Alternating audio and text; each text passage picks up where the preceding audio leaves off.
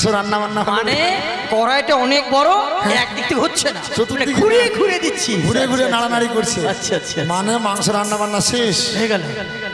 এবার কি করছে? কি করছে? ললিতা নাচে ধাদাং ধাই।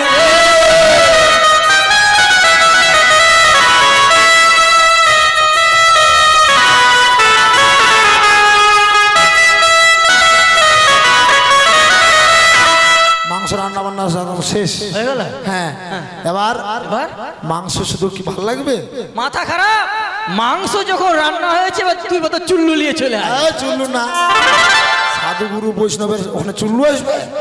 হ্যাঁ, তুই জানিস না, যখন আমাদের বাড়িতে মাংস রান্না হয় কিনা, আমার বউ আমার জন্য আগে হাফ বোতল মদ নিয়ে চলে আসে। আরে গাধা, তোর বাড়ি আলাদা, এটা হচ্ছে সাধুগুরু যে আয়োজন করেছে। আমি কত বুঝি ভাই। তবে কি করেছি? কি করেছিস? এসো লুচি নন্দন তাহলে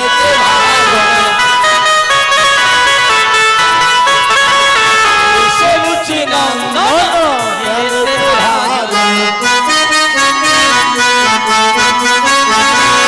এসো এসো ভাই কচুরি দানা।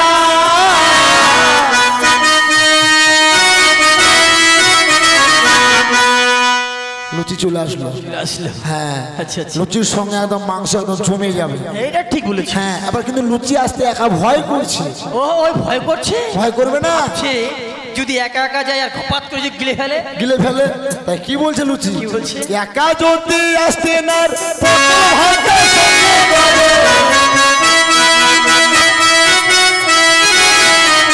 যদি আসতে না পটল ভাইকে সঙ্গে করো।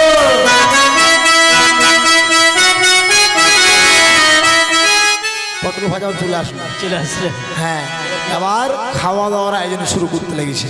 ও সবাই বুঝতে শুরু করেছে, বসতে শুরু করেছে। আচ্ছা। আর সবার পাতে পড়লো টিকি নাচে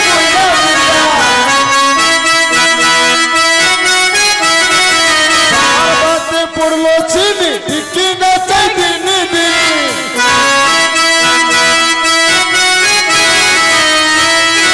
মানে সবার পাতে পড়ে গেছে কিনা মনের আনন্দ একদম বইরে গেলে একদম টিকি নাচেছে দিনে দিনে।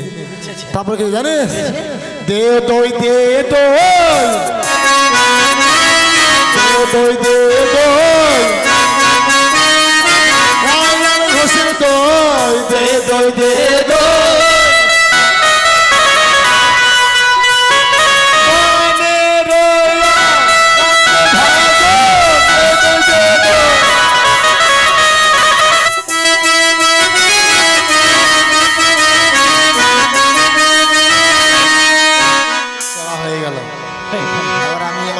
যা ভাই যা, বেটা চল চল।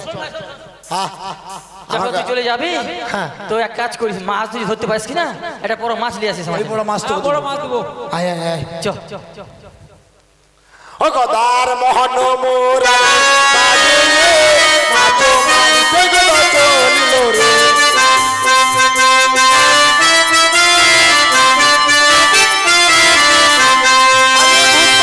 সঙ্গে গদা চলিতে লাগিল,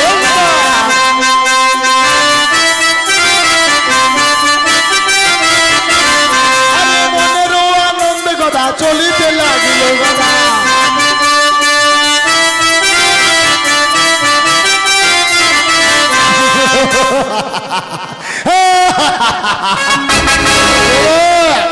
এবার আমি চলে এসেছি পুনরায় নদীর কূলে। এবার ওই মাছ কত দূর আর এই স্বয়ং গদা কত দূর। এবার মাছকে আমি সত্যিকার এই জল থেকে ডাঙার মধ্যে নিয়ে আসবো। নে তোরা বংশের মধ্যে কেটে লাগা।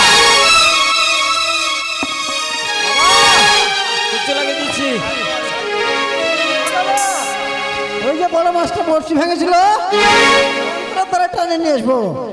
আন্তারু মান্তারু জলদি সে লাগাও তারু চৌরাট ভুসু। হ্যাঁ, পিছিয়ে যা পিছিয়ে যা।